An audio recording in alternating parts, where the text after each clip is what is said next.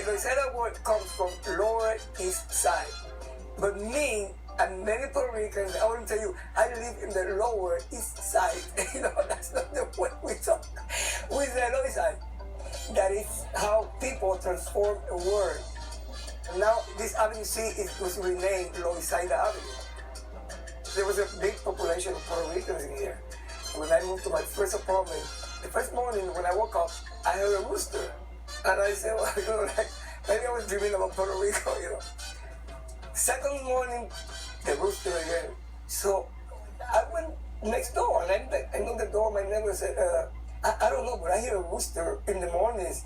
And he said, come in. We had a rooster in the bathroom.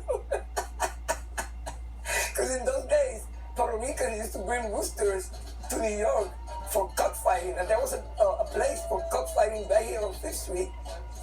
This neighborhood was like colorful in that sense, you know, and everybody was welcome.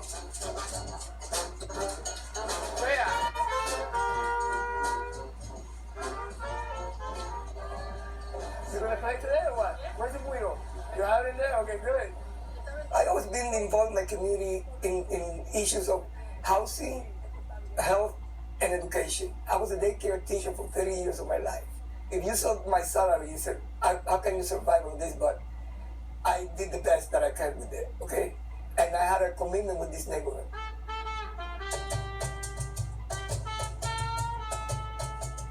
It was a cheap neighborhood to live, you know, it was easy to get an apartment because it was, you know, it was a poor area.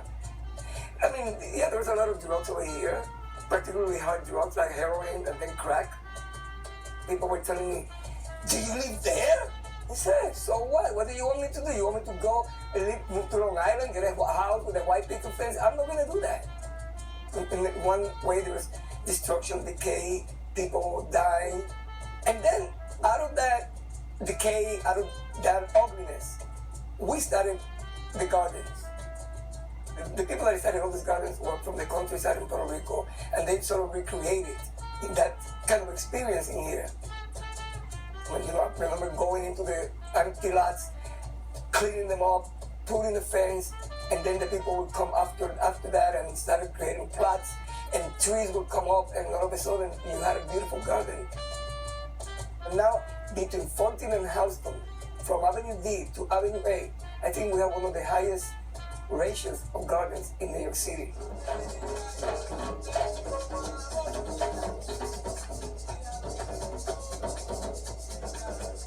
It's for people young and old together.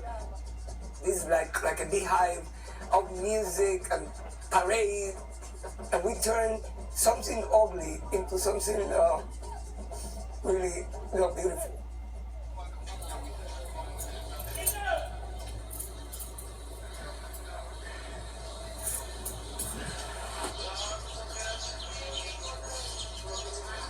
Is that your bike?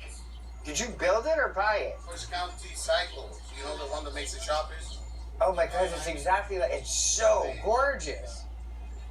The best part of it, I mean, besides the color, is the skull on the front. That makes it awesome. You know, when I first arrived in the 70s, no one really went past Avenue A. You just didn't, well, I don't know, this adventurous weight boy wanted to go all the way. Probably like a rock group or something like that? Rock star? No, I used to run, I dressed a lot. There's a store, Trash and Bottle, it used to be on St. Mark's Place. I closed, I ran it for years, you know, so I got to dress and work with everybody. Done a lot for the culture, man. Thank you. I'm from small town USA, with my clothes in a pillowcase, not a penny in my pocket, wanting to take a walk on the wild side. Literally. I walked every inch in New York. Every inch. But stepping into Lower East Side was as powerful for me as stepping on the dance floor at Studio 54. If it weren't for these streets, I wouldn't look like this. If you ask me, this is the spirit of where punk rock was really born.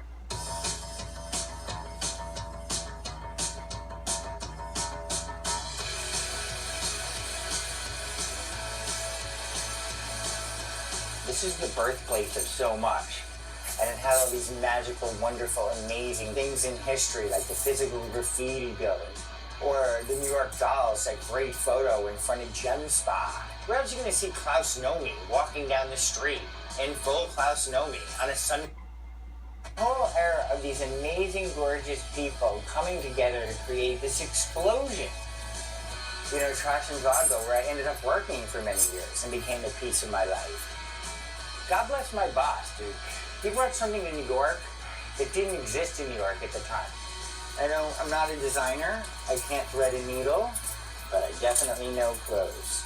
I used to dress out of the garbage and buy some cool things, whether it was at Bleecker Bob's or Trash and Vaudeville.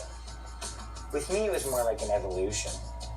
I mean, I look like this inside and I look like this outside. You know what I mean? It's like, and that's what I teach people to do. Find the inside and bring it to the outside. Someone recently told me, all your vests are the same. And I'm like, no, they're not. Talk about history. You want to know some history of a street, of a neighborhood? I got some thigh-high boots for Debbie Harry. And I was zipping her into the... The beauty of New York is it's a city where dreams come true. But the beauty of the Lower East Side is where dreams like Iggy Pop wearing your pants come true. Oh my God. I need more. And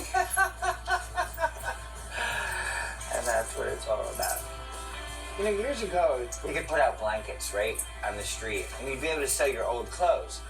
One of my favorite coats ever came from St. Mark's Place. When I bought that jacket, it was just some old cool guy selling it. And he looked over and said, hey, he said, you know, people come from all over the world to walk down this street, all over the world. And I was just like, they do. The world would not be the way it is without a Fifth Avenue, without a Park Avenue. Well, the world would not be the way it is without a St. Mark's Place. The world would not be what it is without an Avenue D. You know?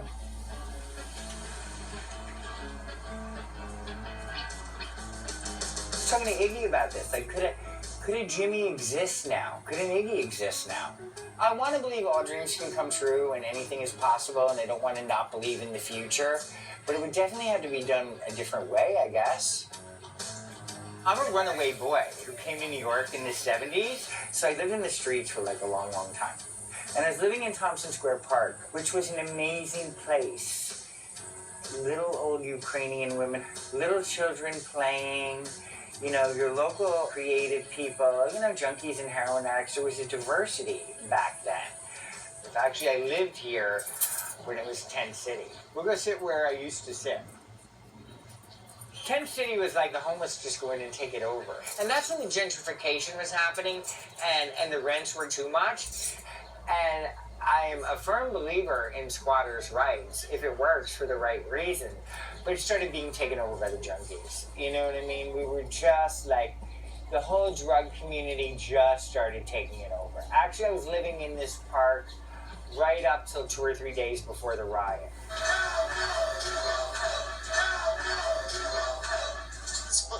Riots were when the police came over, the tactical forces, they surround the park and they just took the park back from the people.